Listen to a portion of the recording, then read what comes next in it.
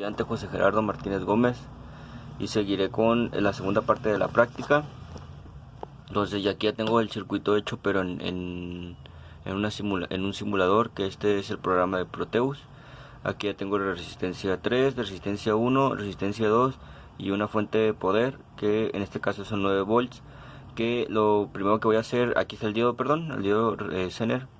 Les voy a mostrar que aún con los 9 volts, les voy a mostrar, vamos a hacer más que nada lo que hicimos en físico, y ahorita le subiré el voltaje para que vean que por este diodo sí pasa, sí puede llegar a pasar corriente, sí puede llegar a pasar corriente cuando tienes un voltaje lo suficientemente para que pueda pasar por el diodo. Entonces pasaremos a darle. Ahí está, y ahí está, pueden ver que en la primera resistencia, que una resistencia de 10 pasa 4.5 volts, en la segunda resistencia de 10 pasa lo mismo, 4.5 volts, en la tercera resistencia no llega a pasar ningún voltaje, y en lo que sería la cuarta, el diodo, pasa 4.5 con un voltaje de 9, como lo que teníamos en la práctica. Entonces voy a subir el voltaje y ahorita volveré a mostrarles el resultado. Ya cambié el voltaje a 15, entonces ya debería de poder romper la ruptura del diodo. Entonces vamos a ver.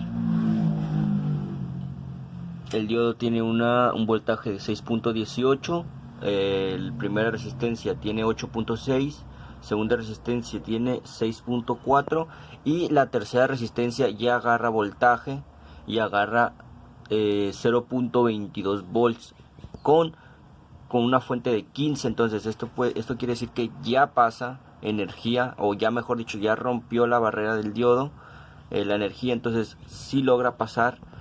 Intentaré hacerlo con una fuente un poco más grande para ver el resultado de la tercera resistencia. Entonces ahorita regresamos. Bien, cambiándola por una de 20, vemos que nos da en la tercera resistencia 0.63 volts y en el diodo nos da 6.21. No subió mucho, de 15 volts a 20 volts no subió mucho el voltaje de la resistencia, lo cual quiere decir que es correcto, nuestra hipótesis es correcta, lo que hemos estado viendo es correcto. Ya por último le pondré una voltaje de 30 para ver cómo queda. Entonces ya una vez teniendo el voltaje de 30, vemos que la resistencia número 3 nos da pasa un voltaje de 1.46 y en el diodo pasa un voltaje de 6.23. entonces sí, pues no hay mucho cambio en cuanto al diodo, pero como podemos darnos cuenta, o mejor dicho comparando lo que hicimos en físico y lo que hicimos en lo que sería en la simulación, vemos que aquí, como aquí los voltajes son muy bajos, o el voltaje mejor dicho es muy bajo, no logra romper el diodo, la barrera del diodo.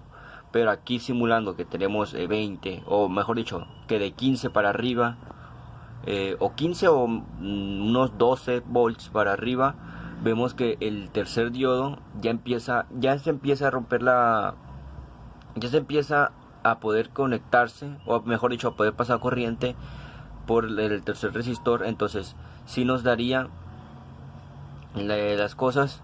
Entonces así quedaría, y esta sería la práctica de diodo Zener, y esta sería la segunda parte en el simulador.